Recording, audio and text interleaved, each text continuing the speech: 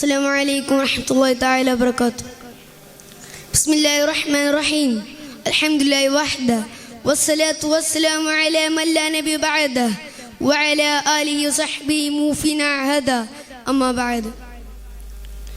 വേദിയിൽ ഉപവിഷ്ടരായ ഗുരുവര്യർ, എൻ്റെ കരളിൻ്റെ കഷ്ണങ്ങളായ മുത്തഅല്ലിം സുഹൃത്തുക്കൾ, ഫെലീസിയ കലാവിരുന്നിൻ്റെ ഈ പ്രൗഢവേദിയിൽ ലഹരിയിലൊടുങ്ങുന്ന ജീവിതങ്ങൾ എന്ന കാലിക പ്രസക്തമുള്ള വിഷയാസ്പദമായി ഞാൻ സംസാരിക്കാം. 21-ാം നൂറ്റാണ്ടിൻ്റെ ഇരുണ്ട ഏടുകളിലാണ് നാം നിലകൊള്ളുന്നത്.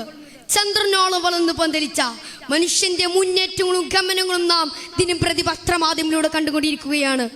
വളരെ ചുരുങ്ങിയ കാലമാണ് മനുഷ്യൻ ഭൂമി ലോകത്ത് ജീവിക്കുന്നത്. Life is beauty unmarried, life is a dream realised, life is a challenge meet it. എത്ര സുന്ദരമായ വരികളിലൂടെയാണ് ജീവിതത്തെ വർണ്ണിച്ചത്. ഈ ജീവിതത്തെ തകിടം മറിക്കുന്ന, മനുഷ്യ മസ്തിഷ്കങ്ങളെ മരവിപ്പിക്കുന്ന ലഹരി എന്ന ദുരന്തമുഖത്തെ കുറിച്ച് നാം എല്ലാം ബോധവാന്മാരാവണം.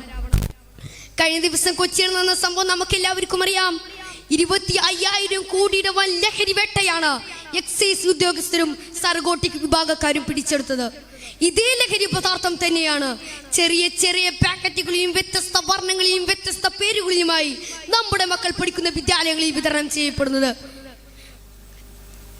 വിദ്യാർത്ഥികൾ ലഹരിക്ക് അടിമപ്പെട്ടുകൊണ്ട് പഠന വിഷയങ്ങളിലും പഠനേന്ദ്ര വിഷയങ്ങളിലും ശ്രദ്ധ കേന്ദ്രീകരിക്കാൻ കഴിയാതെ അറിവ് കൊണ്ട് ധന്യമാക്കേണ്ട കാലഘട്ടം ഒരു അശ്ലീലതയും തോന്നിവാസത്തിന്റെയും ഏടുകളാക്കി മാറ്റുകയാണ് അവർ.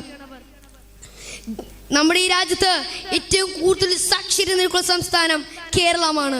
ഖേദകരമെന്ന് പറയട്ടെ, ലഹരി കൈമാറ്റം നടത്തുന്ന 2ാമത്തെ സംസ്ഥാനം ഇന്ത്യയും നിങ്ങളുടെയും കേരളമാണ്. ദൈവത്തിന്റെ സ്വന്തം നാട് എന്ന ഓമന പേരുള്ള സംസ്ഥാനം എത്രത്തോളം അധിപതിച്ചെന്ന് ഏതൊരു ബുദ്ധിയുള്ള മനുഷ്യനും ഇതിലൂടെ മനസ്സിലാക്കാം. ജീവിതം നല്ല ഓർമ്മകളിലും അനുഭവങ്ങളിലുമായി കഴിച്ചു കൂട്ടിയ യുവാക്കൾ ലഹരിയുടെ പടുകുഴിൽ വീഴുന്ന ഭീകര സംഭവങ്ങളാണ് ദിനം പ്രതി നാം കണ്ടുകൊണ്ടിരിക്കുന്നത്. സുന്ദരമായ ബാല്യകാലം അവർ കളങ്കപ്പെടുത്തുകയാണ്. ഇവിടെയാണ് ഇസ്ലാമിക അധ്യാപനത്തെ ലോകം ഉറ്റുനോക്കുന്നത്.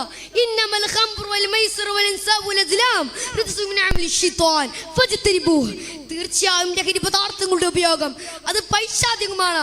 നിങ്ങൾ അതിനെ എതിർത്ത് നിൽക്കണമെന്ന ഖുർആനിക ആഹ്വാനം ഈ കാലഘട്ടത്തോടാണ് വിളിച്ചോതുന്നത്. കഴിഞ്ഞ ദിവസങ്ങളിലെ പത്രമാധ്യമങ്ങളിലൂടെ നാം കണ്ടുകൊണ്ടിരിക്കുന്നത് ഏറ്റവും വേദനാജനകമായ സംഭവങ്ങളാണ്. നൈമിഷിക നേരത്തെ സുഖത്തിന് വേണ്ടി എന്തും വാരി വലിച്ച് ഉപയോഗിക്കുന്ന സ്ഥിതിയിലേക്ക് യുവസമൂഹം മാറിയിരിക്കുന്നു.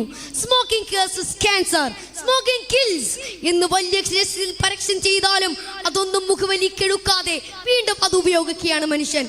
ഇന്ന് ലഹരി പദാർത്ഥം കൂടുതലായി കാണപ്പെടുന്നത് യുവാക്കളിലാണ്. പല വിദ്യാർത്ഥികളും അവരവരുടെ സ്കൂളിലെ ഡ്രഗ് ഏജന്റുകളായി മാറിയിരിക്കുകയാണ്.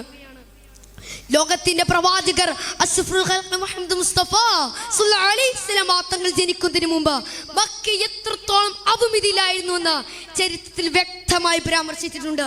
3W എന്നറിയപ്പെടുന്ന വാർ, വൈൻ, വുമൺ എന്ന് 3 ദശചെയ്തികളിൽ ആസ്വാദനം കണ്ടെത്തുന്നതായിരുന്നു അക്കാലത്തെ അറബികൾ. എന്നാൽ സമാധാന സന്ദേശവുമായി മക്കയുടെ പരിപരിത്ത ഭൂമിയിലേക്ക് കടന്നു ചെന്ന പ്രവാചക പ്രഭു അവയെ പൂർണ്ണമായും തുടച്ചു നീക്കുകയായിരുന്നു. ലഹരിയുടെ ചതുക്കുവിലകപ്പെട്ട് ജീവിതത്തിന്റെ സുന്ദരമായ നിമിഷങ്ങൾ നഷ്ടപ്പെട്ട മനുഷ്യരെ ചേർത്ത് പിടിച്ച് അവരെ പിടിച്ചുയർത്തുന്നതിനാണ് നമ്മുടെ നാടുകളിൽ ഡ്രഗ് അഡിക്ഷൻ സെന്ററുകൾ പ്രവർത്തിക്കുന്നത്. വലിയൊരു ശതമാനം മനുഷ്യരെ അവരുടെ പഴയ ജീവിതത്തിലേക്ക് തിരിച്ചെത്തിക്കാൻ ഇത്തരം സെന്ററുകൾ സഹായകരമായിട്ടുണ്ട്. ലഹരിയിൽ തുടങ്ങുന്ന ആസ്വാദനം അനന്തരമായ പീഡനങ്ങളിലേക്കും മറ്റു മോഷണങ്ങളിലേക്കും ചെന്നെത്തിക്കുന്നു. പേഴ്സണൽ കൗൺസിലർമാരെ ഉപയോഗിച്ച് ലഹരി പദാർത്ഥങ്ങൾ കൊണ്ടുണ്ടാവുന്ന ദൂഷ്യഫലങ്ങളുടെ മാരമുഖങ്ങളെ കുറിച്ചെല്ലാം അവരെ നിരന്തരം ബോധവാന്മാരാക്കി പഴയ ജീവിതത്തിലേക്ക് തിരിച്ചെത്തിക്കുന്നതാണ്. പേഴ്സണൽ ലഹരി എന്ന പരമനാശത്തെ തിരിച്ചറിഞ്ഞ് അതിൻ്റെ കെണിയിലകപ്പെടാതെ സൂക്ഷിക്കണമെന്ന് മാത്രം പറഞ്ഞുകൊണ്ട് എന്നെ ശ്രവിച്ച നിങ്ങൾക്ക് നന്ദി. വാക്കുകൾക്ക് വിരാമം കുറിക്കുന്നു. അസ്സലാമു അലൈക്കും വറഹ്മത്തുള്ളാഹി തആല വബറകാതുഹു.